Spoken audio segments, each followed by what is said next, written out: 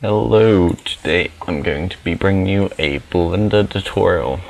This tutorial is on how to create this little text effect, which again requested it, called that nifty electric see-through effect, which isn't electric, although it does look kind of electric now that I look at it.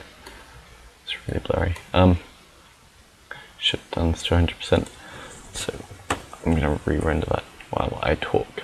Right, yeah, I came across this effect by accident when I was creating this intro for an assignment.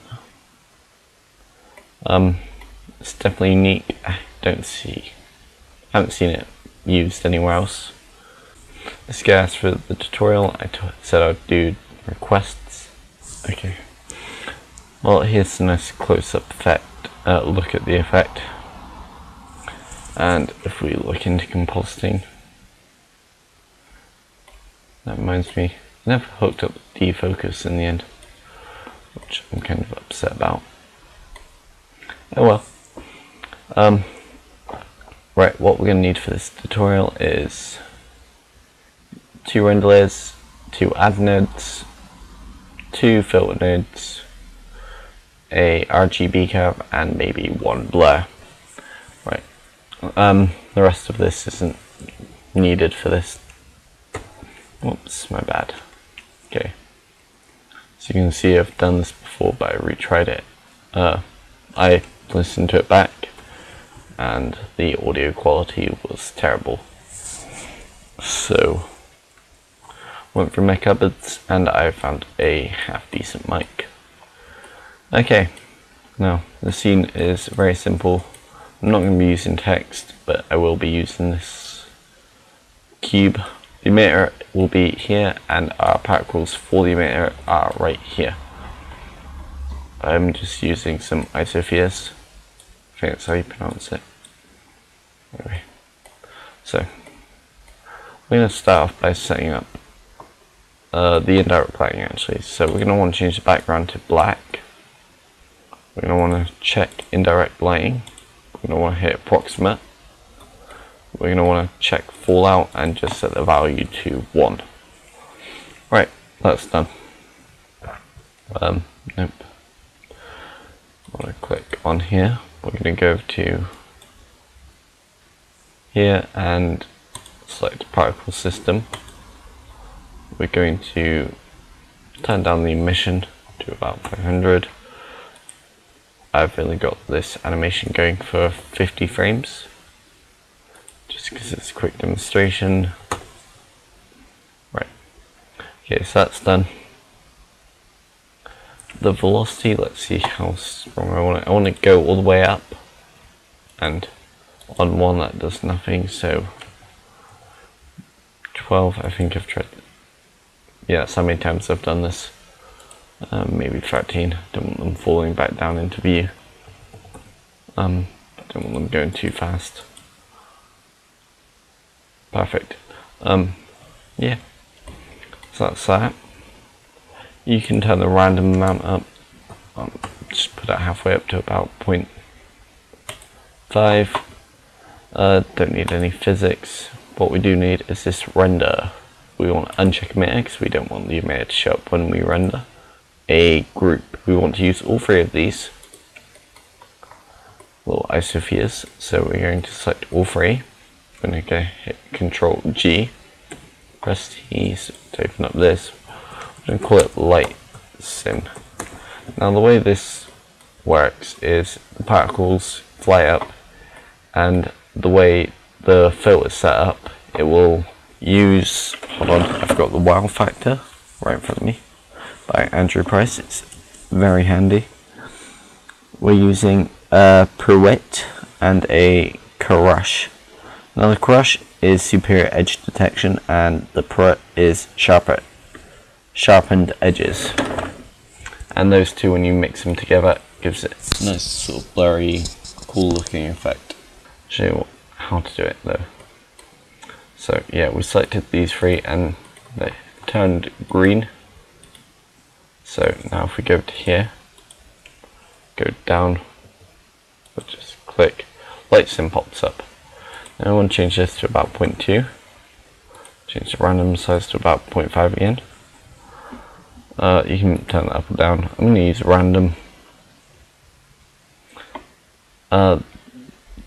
Size and stuff is completely up to you.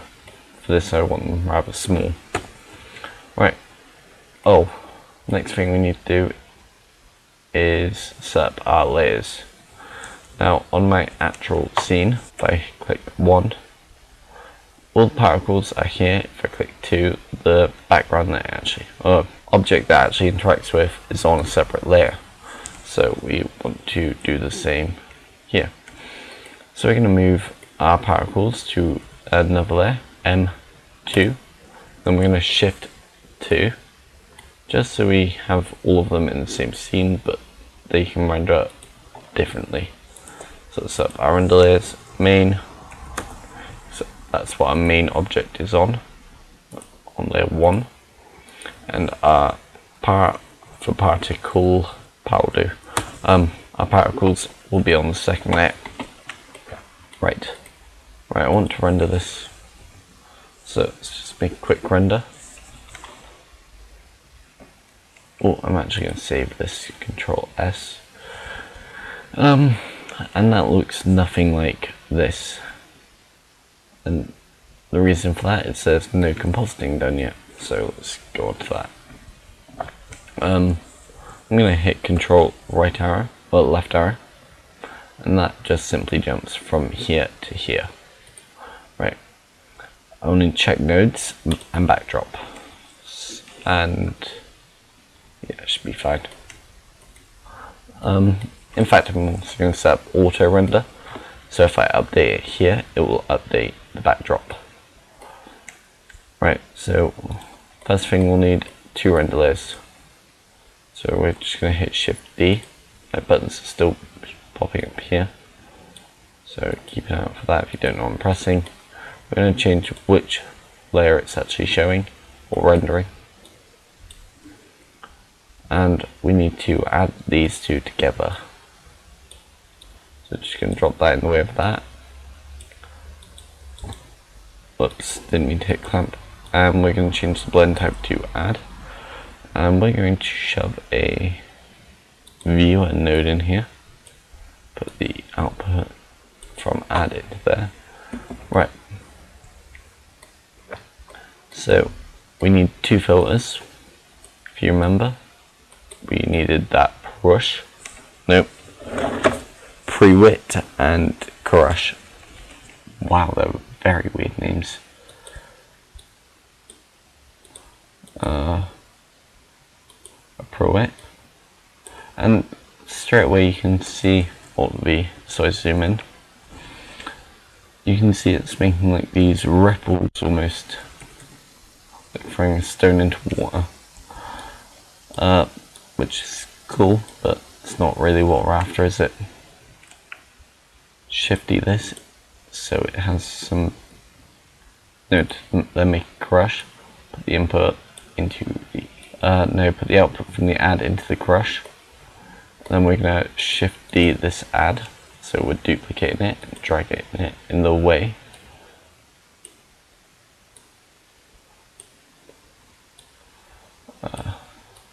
Yeah. You can see it's like livened it up, sharpened the edges, which gives it a nice little effect, but still not really what we're after.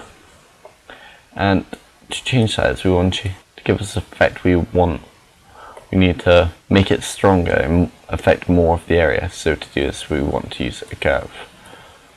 Plug a curve into the pre-wet, in between the pre-wet and the add.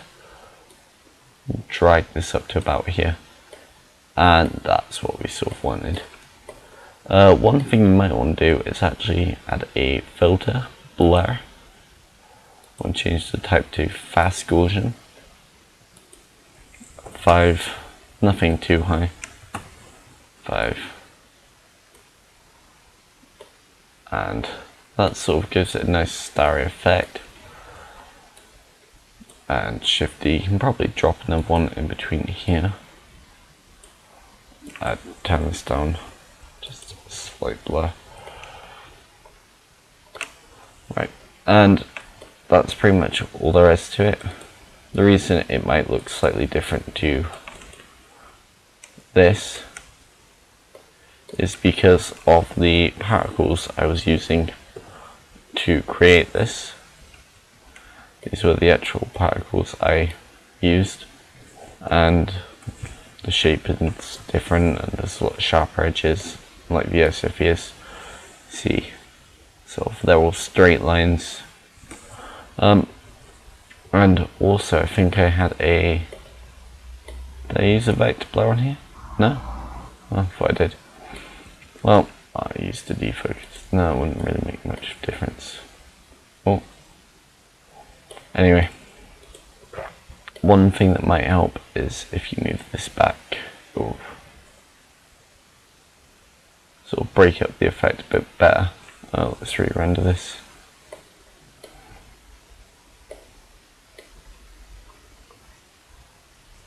Oh, what percent am I on? 50, so